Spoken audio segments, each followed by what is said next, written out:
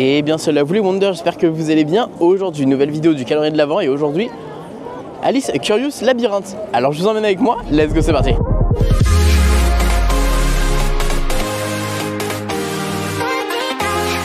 L'attraction est assez emblématique parce que clairement, on est le seul parc Disney du monde à avoir un labyrinthe sur Alice au Pays des Merveilles. Alors, le seul parc Disney du monde, oui et non. En fait, à Shanghai, ils en ont également un, mais c'est plus basé sur la licence de Tim Burton, le film live, pas la version animation.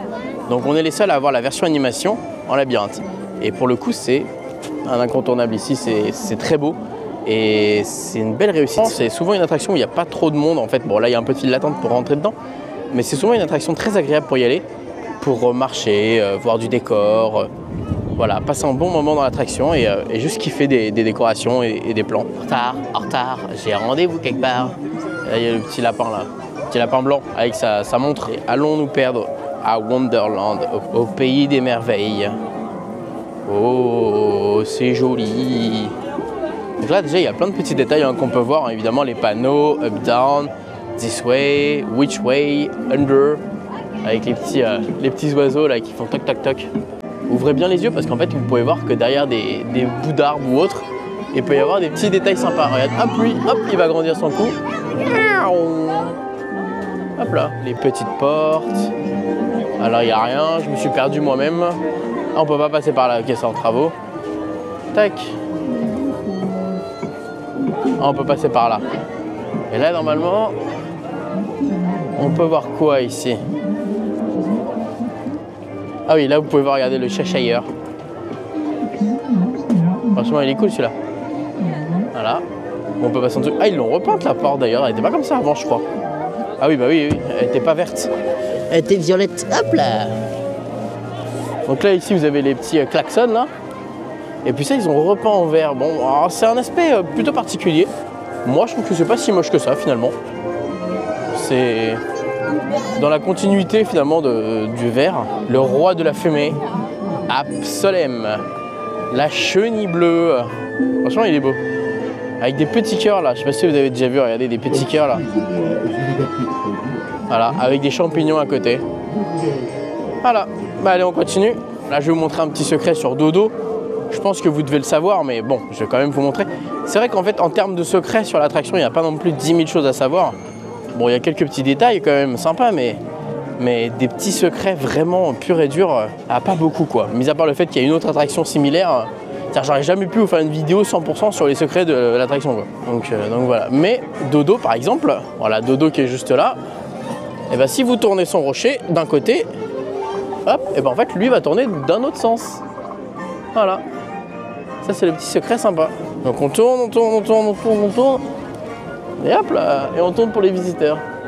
Voilà, Dodo qui perd la tête. Cette petite crevette est très mignonne. Voilà, le petit toucan. Voilà, là on a le Cheshire. Alors à l'origine il bougeait les yeux. Bon là il bouge plus les yeux malheureusement. C'était beaucoup plus cool quand il avait les yeux qui bougeaient, ça rendait son petit côté un petit peu foufou. Et en fait ça avait justement cette sensation que le chat était justement vivant quoi. L'idée, je vais vous montrer un détail quand on est au-dessus là du château. En fait le chat est en fait représentatif de justement ce qu'on voit dans le labyrinthe quoi. En fait il est censé prendre possession quoi. Donc voilà, merci à lui. Voilà voilà. Et en gros justement, vous voyez là c'est les mêmes couleurs que le Cheshire. Parce que je vais vous montrer en étant au-dessus. Mais en fait ça représente le corps du Cheshire. Et en fait justement c'est voilà, il est entre guillemets imposant. Parce que en fait voilà, c'est son corps là, il y a sa tête. Et là c'est son corps. Vous allez voir, je vais vous montrer. Mais là c'est le coin du Cheshire en fait. Je sais pas si vous allez voir d'ici, mais vous allez avoir un espèce de truc comme ça là autour du château. Mais ça c'est un ancien toboggan. Avant il y avait un toboggan pour descendre du château. Malheureusement ils l'ont clôturé parce que c'était beaucoup trop dangereux. Les gens faisaient n'importe quoi avec, voilà. Donc écoutez, voilà. Tant pis, on perd un vestige. On a vraiment de la chance d'avoir du soleil quand même parce que s'il pleuvait ça n'aurait pas eu du tout le même charme.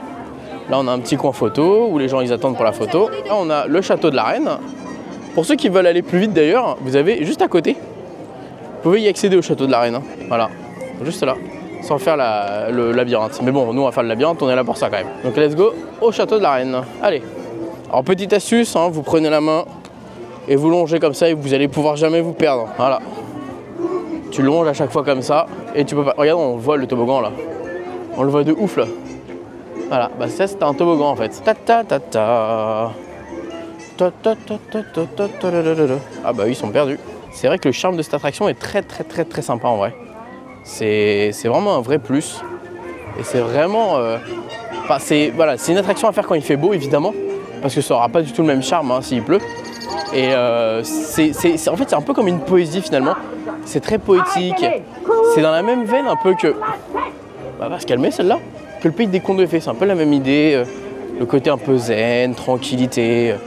On kiffe, on profite. Enfin voilà, on continue. Hein. On peut pas se perdre. Hein. En faisant ça, vous ne pouvez pas vous perdre les amis. Le truc qui est dommage, c'est qu'ils auraient pu mettre un petit peu plus d'animation durant le parcours. Un peu plus de côté vivant. Ça aurait été vraiment cool. Parce que ça manque un peu de vie. En fait, quand tu es dans le vrai labyrinthe, ça manque un peu de côté cool quoi. Ça manque de détails, de petits clins d'œil. Parce que là, en fait, à part vous filmer des buissons, il n'y aura rien d'autre. Oh, les cartes là-haut. Ça, c'est les animations qu'on a le droit de temps en temps. C'est une petite carte qui va dire arrêtez-vous, arrêtez-vous. Hop. Et là, on va arriver dans pas longtemps au château. On arrive au château. Château de la Reine de Cœur. Donc quand il y a du monde, du coup, il y a moins cette sensation de se perdre, évidemment, parce que forcément, si les gens sont devant toi et qu'ils se perdent pas, tu peux pas te perdre, en fait. Vous avez le château avec le petit roi de cœur là au-dessus, là. Mais d'abord, on finit. On va pas finir. Voilà. Et là, on a terminé.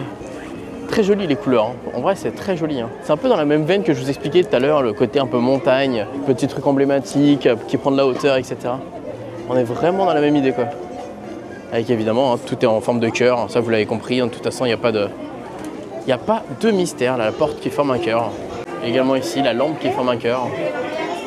Voilà, en même temps des châteaux de cœur. On est dans la Reine de Cœur. Là, vous avez un cœur sur le mur.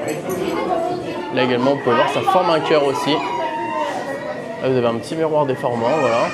Salut à vous. Là, c'était la porte du toboggan à la base, voilà. Voilà, dommage. Là, vous avez un cœur. Là, vous avez même des lumières qui forment un cœur. Regardez. Hop, ça forme un cœur. Donc là, je vous expliquais, vous avez le corps du chat, justement, qui forme en fait le corps. Avec les buissons, ça fait la queue, machin, etc. Et en fait, c'est toute la partie où justement, vous aviez les dalles violet et rose. Voilà. Et après, vous avez toute la partie ici. Voilà. Donc là, vous avez l'ancien toboggan, qui est très propre avec la neige, ça l'a bien nettoyé. Et là, vous avez un magnifique paysage sur Fantasyland. Voilà. Ça, c'est joli, ça. Pour le coup, c'est très beau. Là, vous avez encore plein de trucs en forme de cœur. Là, vous avez un cœur. Là, vous avez les palissades en cœur.